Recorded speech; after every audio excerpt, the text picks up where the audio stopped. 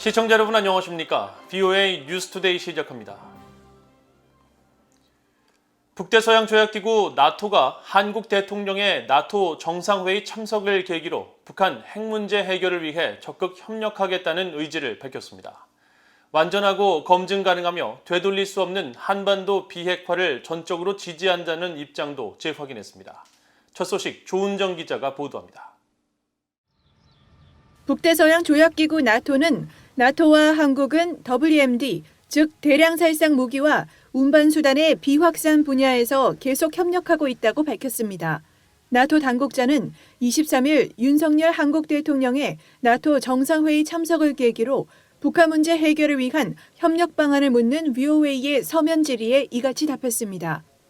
이어 나토 동맹들은 한반도의 완전하고 검증 가능하며 되돌릴 수 없는 비핵화, 즉 CBID를 전적으로 지지한다는 기존 입장도 재확인했습니다.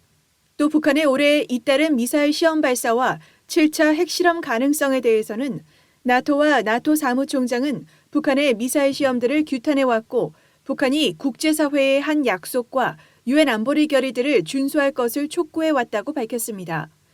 나토 당국자는 그러면서 나토 정상들이 지난해 6월 브뤼셀 정상회의에서 채택한 공동선언문 가운데 북한 관련 내용을 상기했습니다.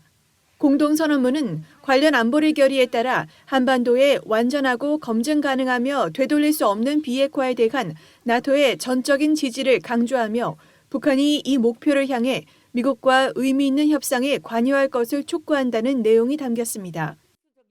또 북한은 핵과 생화학전 역량, 탄도미사일 폐기 등 국제적 의무를 완전히 이행할 것과 핵확산 금지 조약 NPT와 국제원자력기구 IAEA 안전조치에 복귀해 모든 관련 프로그램을 폐기할 것을 촉구하고 국제사회는 기존의 UN 제재를 완전히 이행할 것을 촉구했습니다.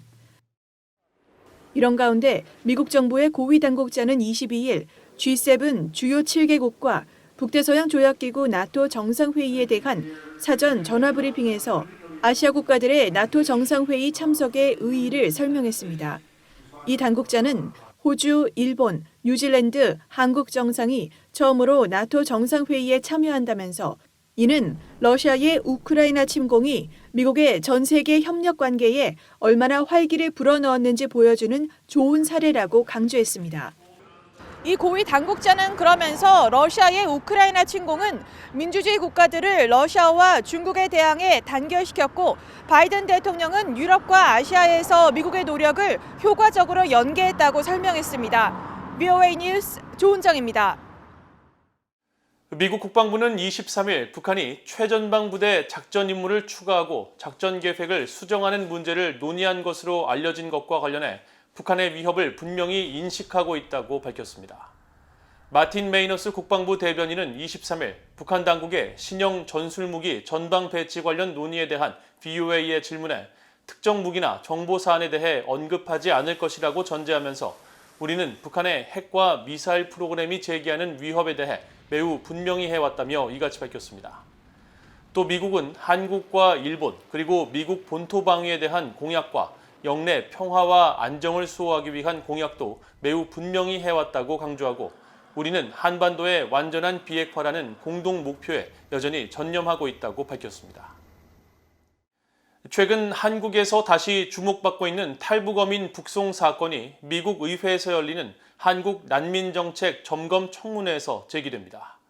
청문회를 주도한 공화당의 크리스 스미스 하원 의원은 이번 청문회가 인권 문제에 대한 미한 양국 간 긴밀한 협력을 촉진하는 데 도움이 될 것이라고 강조했습니다. 이조은 기자가 보도합니다. 미국 하원에서 한국 난민정책 점검 청문회를 주도하는 공화당의 크리스 스미스, 톰 렌토스 인권위원회 공동의장은 21일 VOA에 이번 청문회는 인권 문제에 대한 미한 양국 간 긴밀한 협력을 촉진하는 데 도움이 될 것이라고 밝혔습니다. 또 한국은 경제적, 문화적 리더십을 통해 세계 무대에서 소프트 파워를 발휘하는 가운데 이번 청문회는 억압적인 정권의 희생자 지원 등 핵심적 공동 관심사를 공유하는 두 동맹국이 인권 문제에 대한 인식을 높이고 더 긴밀한 협력을 촉진하는 데 도움이 될 것이라고 설명했습니다. 하원 내 초당적 코커스인 톰 렌토스 인권위원회 공동의장을 맡고 있는 스미스 의원은 그러나 지금까지 한국은 아시아 최초로 난민을 돕는 법을 제정했음에도 불구하고 현재 진정한 난민 망명 허가는 선진국 중 최하위권에 있다고 지적했습니다. 그러면서 새로 취임한 윤석열 대통령은 전 세계적으로 자유와 인권 증진에 더 중요한 역할을 하겠다는 다짐으로 임기를 시작했다면서 특히 문재인 정부로부터 비극적으로 버림받고 공산주의 폭정으로부터 탈출한 탈북민들에 대한 윤석열 대통령의 의지는 고무적이고 희망적이라고 밝혔습니다. 이어 스미스 의원실은 스미스 의원은 3년 전 발생한 한국의 탈북어민 북송 사건에 대해서도 인지하고 있다면서 이번 청문회에선 탈북민 북송 사건 문제도 제기될 것이라고 밝혔습니다. 앞서 한국 문재인 정부는 지난 2019년 11월 동해 북방 한계선 NLL 이남 지역에서 납포된 뒤 한국의 망명 의사를 밝힌 북한 선원 2명을 조사한 후 이들이 동료 선원 16명을 살해한 흉악범으로 알려져 북한으로 추방했다고 밝혔습니다. 한국 정부는 당시 이들이 살인 등 중대한 비정치적 범죄자로 보호 대상이 아니며 한국 편입 시 국민의 생명과 안전 위협, 국제법상 난민으로도 인정할 수 없어 추방을 결정했다고 설명했지만 적법 절차 없이 이들을 북송해 생명권을 침해했다는 비판이 제기되었습니다. 이번 청문회에는 워싱턴 내 민간단체인 북한 자유연합의 수전 슐티 대표를 비롯해 한국공익법센터의 김종철 변호사, 전환기정의 워킹그룹 법률분석관인 신희석 박사, 인제대 일산백병원의 손문준 교수 등이 증인으로 출석합니다. 미국 의회의 이번 청문회는 톰 렌토스 인권위원회가 지난해 한국의 이른바 대북전당 금지법 청문회를 소집한 데 이어 열리는 한국 인권 정책에 대한 두 번째 청문회입니다. VA 뉴스 이존입니다. 신종 코로나 바이러스 감염증 발생을 시인한 북한 당국이 국제사회에 코로나 백신 지원 요청을 아직 하지 않고 있는 것으로 확인되었습니다. 국제 백신 공급 프로젝트 코백스 퍼실리티 협의체를 주도하는 세계 백신 면역연합 가비의 대변인은 23일 전날 공개된 16차 백신 배분 보고서에 북한이 제외된 데 대한 VOA의 서면 질의에 북한이 코백스에 백신 지원을 신청하지 않았기 때문이라고 답했습니다. 이 대변인은 그러면서 코백스는 백신 분배 계획을 통해 여러 차례 북한에 백신을 할당했고 도울 준비가 돼 있지만 북한은 지금까지 정식 요청을 하지 않았다고 말했습니다.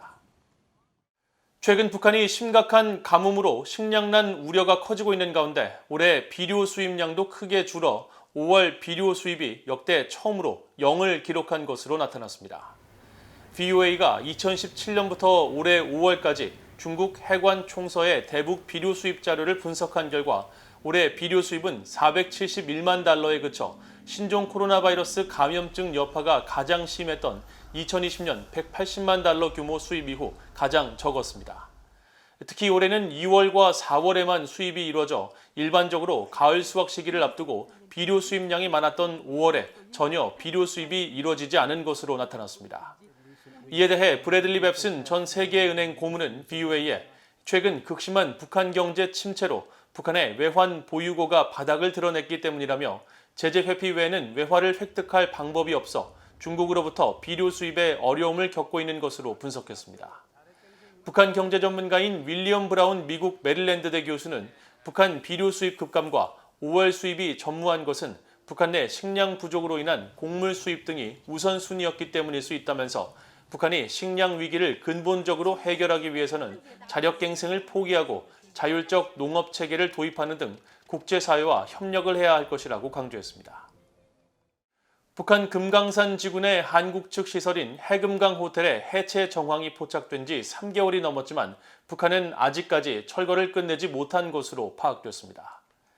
VOA가 1일 단위 위성사진 서비스 플래닛랩스의 최근 자료를 살펴본 결과 해금강 호텔은 20일 현재 해체가 한창일 때였던 지난 5월과 크게 다르지 않은 모습을 유지하고 있습니다.